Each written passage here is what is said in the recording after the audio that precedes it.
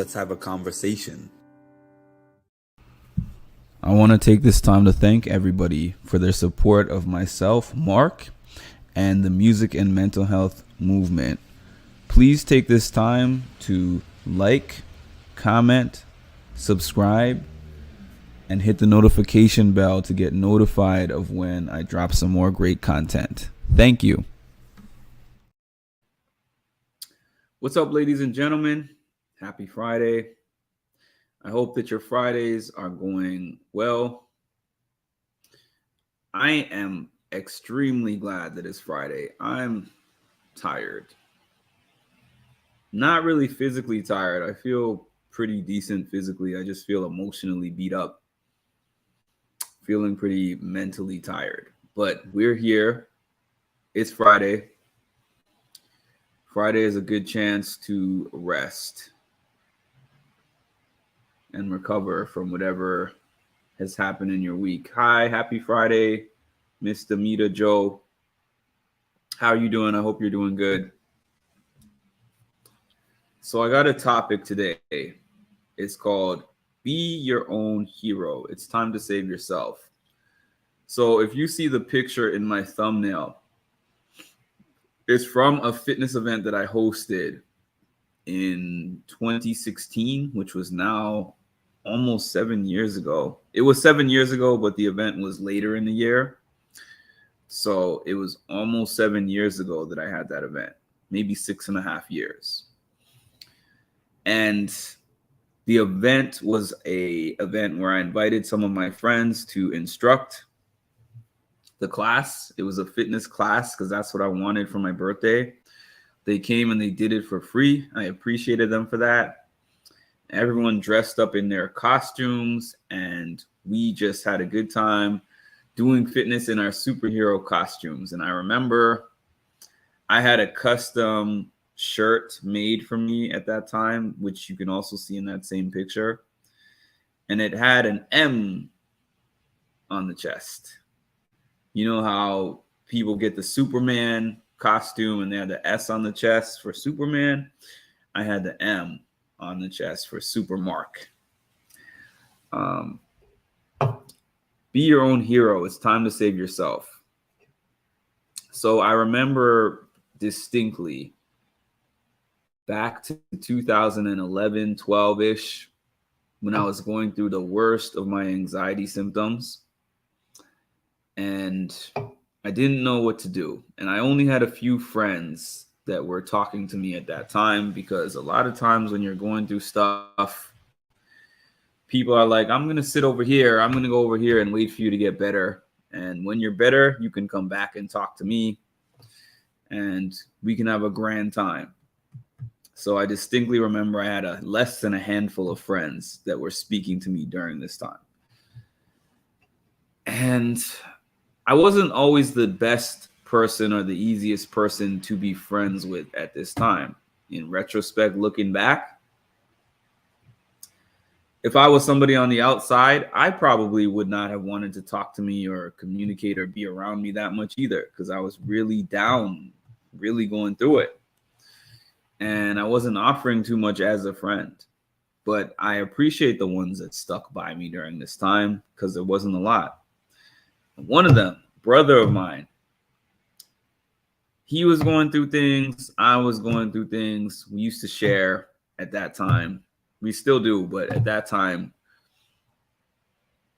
this was the worst time period of my life. And I remember this one conversation that I had with him, and I shared this on my Instagram, but I'm going to share it again over here on YouTube for anyone who doesn't follow me over there.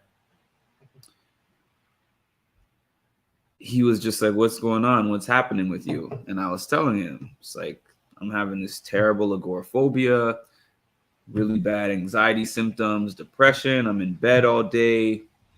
I'm not able to get out of bed. I don't interact with anybody. I'm broke. I haven't worked in a long time. I'm not even physically or mentally capable of working at this time. I don't know what's going to happen with my life. It's just a terrible, terrible time. And he was just like, I'm really sorry.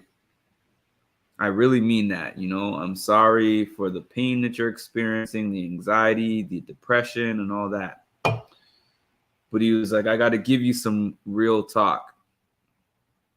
And I was like, okay, what's the real talk? He was like, nobody is going to save you. You have to get up and save yourself. And the way he said it to me was a lot harsher than that. I'm saying it in my version,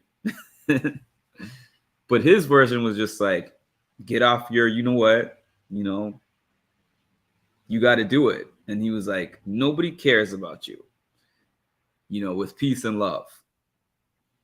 If anyone watches Big Brother, you know why I keep saying with peace and love. Nobody cares about you. It didn't literally mean that there's nobody on this earth who cares about me and that there's nobody that's going to help me when I'm down. But what it did mean is we're all on this earth. Everybody who lives and inhabits this earth experiences their own life, their own set of problems. You have your own family.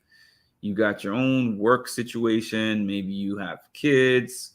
Maybe you have siblings that you live with, you know, roommates. You have your own set of responsibilities and tasks. You have your own set of stressors. You have your own set of things that make you feel down, things that overwhelm you. Everybody has their own things, and we're all a little bit selfish. Let's be honest. Hey, everyone, I really like this title. I'm going to sit back and soak it up. We're all a little bit selfish, myself included. Sometimes, I'm like, I just want to focus on what I have going on, and somebody might reach out and be like, hey, Mark, I need you.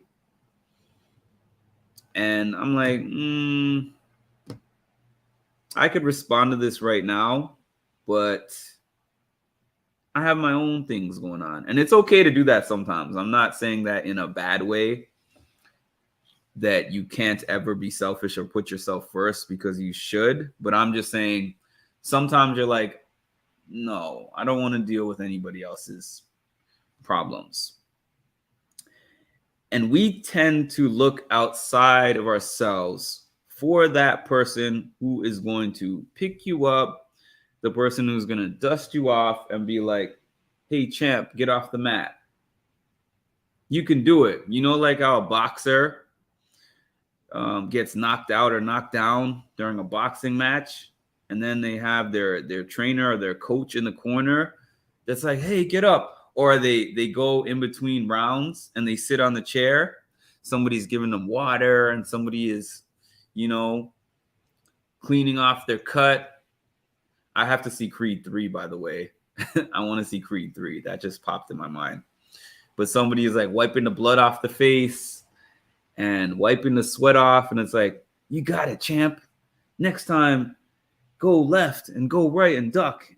And you're weakening him in the stomach, and get those body punches in and just wait for your moment, and you're going to knock him out. You trained for this. Come on. We all wish that somebody was there in our corner 24/7 giving us that pep talk when we feel down and out. But what about those times when we don't have that person? Because there is going to be those times. There are going to be times when we do have people cheering us on. We do have people encouraging us to keep going. We do have people who are like, I believe in you. We do have people who will pump us up with the things that we need when we don't feel like we can get up or do it on our own. There are times when we have that person, but there are more times when we don't. So you have to be prepared to be mentally tough enough to act as if you are never going to have that person, because you don't want to be stuck in that time when you decide, I'm not getting off the mat until somebody picks me up off the mat. And the other thing is, you know how Hitch, in the movie Hitch, Will Smith's character was like, hey man, you were supposed to come, I was supposed to come 90, you come 10 or whatever. I'm probably butchering that, but you know, there was that scene in Hitch where he was teaching the guy how he goes in for the kiss, and then it was like the guy went in 100, and he was like, I was supposed to come 90 and you come 10. I was thinking that relates, but that's probably a bad analogy. But anyways, where I was going with that is people are often more willing to help those who they see are trying to help themselves, because we are not realistically always going to have it. There are times when we feel so down that it feels impossible to move, that we feel paralyzed. And this is coming from a guy who spent 8 to 10 months literally in bed. I might be out of my bed for like 10 to 15 minutes a day, and that was only out of necessity. The rest of the time, I was in bed. Thanks, Damita. I feel like it didn't make sense, but I was trying to make it. It felt like it made sense before I said it. And then it sounded like it made less sense out loud, but thanks for saying that anyways. But yeah, this is literally coming from somebody who laid in bed for like 8 to 10 months in a calendar year and didn't leave the house and didn't leave my room for almost anything. So when he said that to me, it was really harsh, but it didn't really sink in immediately. It didn't sink in immediately, but over some time, I thought about it and I was just like, nobody wants my life back more than I do. I know that people around me care about me, want to see me better, want to see me well, but I have to want it the most. I have to be the most driven, and I have to be the most motivated to get it done. I have to be that person. So now I'm at a place in life where no matter how down I feel, no matter how depressed I get, no matter how hard life becomes around me, I always know that I have to be the first person to pick myself up. You fall down, you pick yourself up. Like when you were a little kid and you were learning how to walk, and you fall. I am gonna get to your comments. You're learning how to walk and you fall. The people around you have the tendency to want to be like, oh, let me pick you up, let me help you up. But it's not making you stronger.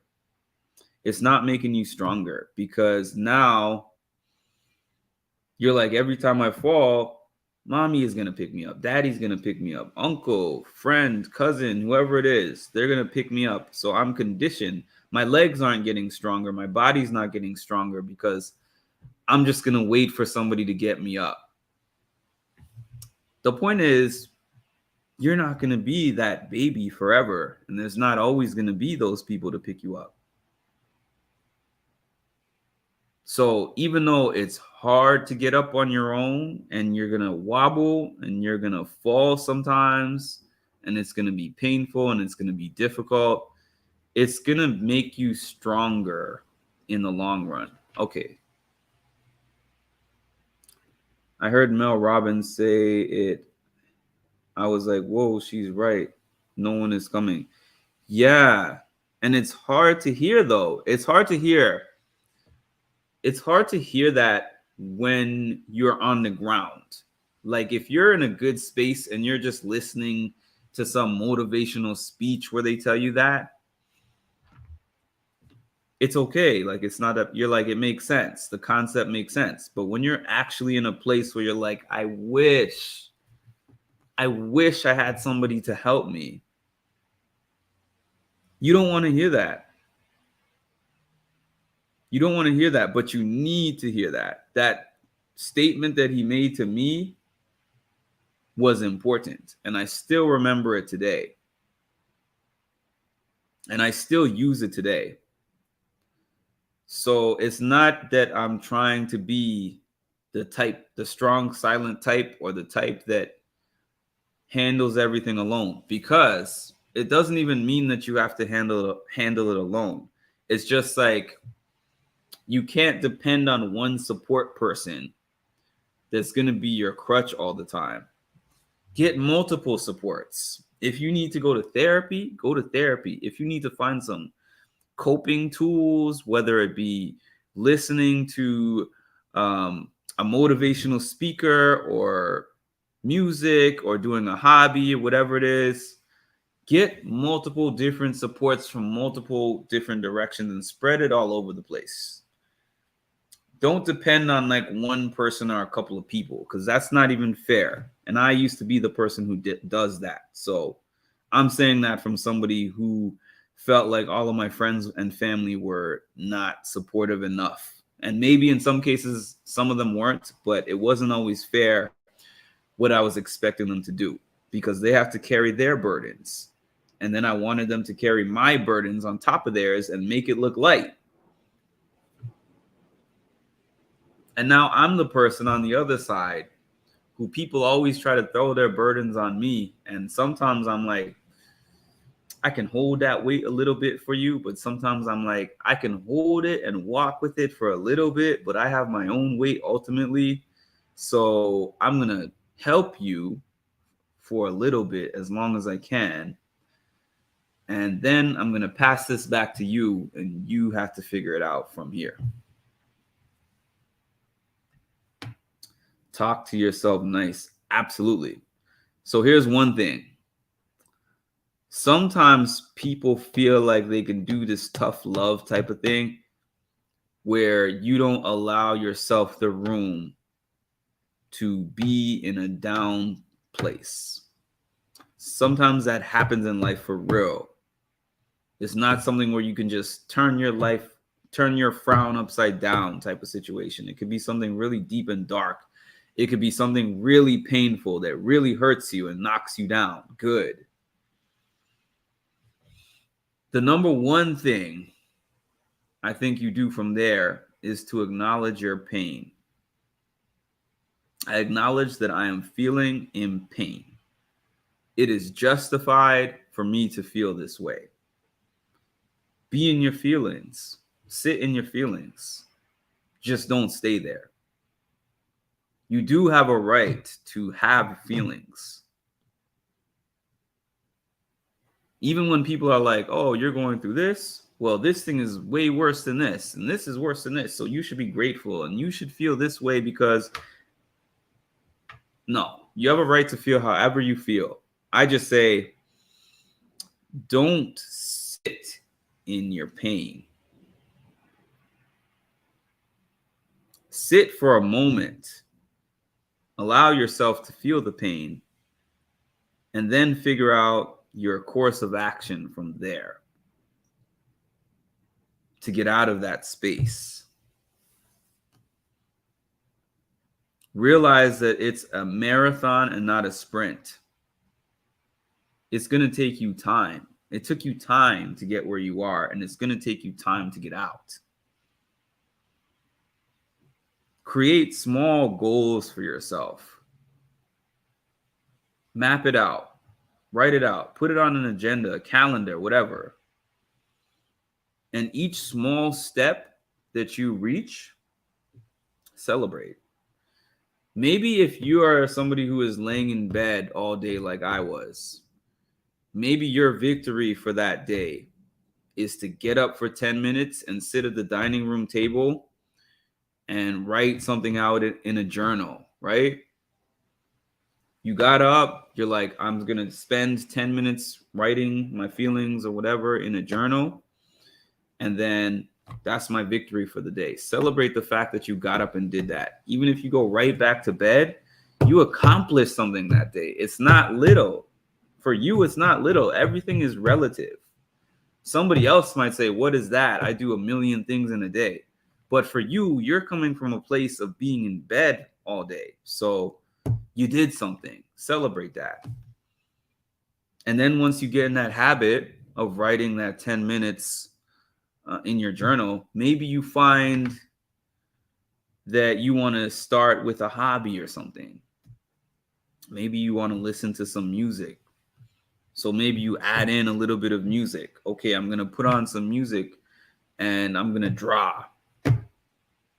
So you do your 10 minutes of writing, and then you've added on like 5 minutes of music, and you put some drawing in there. Then you've gotten those two things down, right? And then what happens if one day you wake up and you're like, I don't feel like doing any of that, and you stay in bed for the day? This is something that happens to somebody when they're trying to get out of a bad place and reverse bad habits. They'll have one day where they didn't do the things they set out to do and be like, I'm back here on square one. But what if you spent 2 weeks reaching those goals every single day, and then one day you didn't have it? You know what that means? You're human. It doesn't even mean that you took a step back. It just means that you had a bad day. You had 20 good days. You had one bad day. So just accept that. Today wasn't my day. It happens. I'm not going to be able to push myself through every single day of my life. Nobody can do that. We're not robots, okay? So allow yourself to be where you were for that day, and then throw that day away. Tomorrow's going to be better. You get right back into it. I'm back in my routine. That's what happens to me with the gym. I was supposed to be at the gym today. I didn't go. Does that mean that I lost all the progress of what I have done for the last year, getting myself to this point? Absolutely not. What am I going to do? Because I didn't get it in today, I'm going to do it tomorrow. Not that I don't care. I would rather have done it than not done it. But just like I said at the beginning of this video, I was overwhelmed. So I just needed to relax for a little bit, decompress. That's that. Learn to let things go quickly. Because one thing this life is going to do is keep moving. Whether you're happy, whether you're sad, whether you're melancholy, and anything in between, life is going to keep moving. Don't let your mind get stuck whenever you have a disappointment. Feel what you feel for that moment, but be prepared to move forward, because life is going to move even if you're not moving. You can stay where you are mentally, but time is going to keep going. The world is going to keep going. And it's just going to keep you in a perpetual state of depression. So set those goals. Celebrate each time you reach them.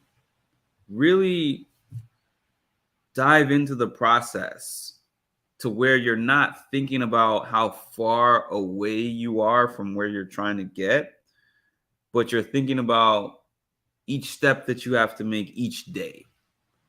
Like each day is a new day, and it's a building block. You're building a little bit and building a little bit and a little bit. And next thing you know,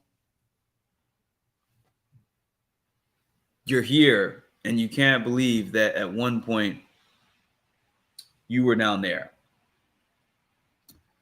But it starts right here. You got to be the one. You got to have the heart. You have to give yourself the pep talk. Be kind to yourself. Speak nicely to yourself, like Miss Damita Joe said. Speak nicely to yourself. Allow yourself room to have the pain, but also be prepared to take action. Be prepared to be your number one cheerleader.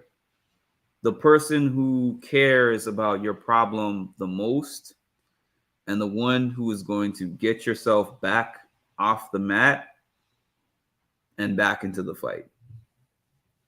And that's my message for this Friday. Thank y'all for tuning in. Please make sure to like, comment, subscribe to the channel, and hit the notification bell so you can see when I drop my lives, when I drop my videos. Great live. Thank you so much. Feel your feels. Absolutely. Yes, thank you so much, and have a wonderful Friday, and we will talk again soon.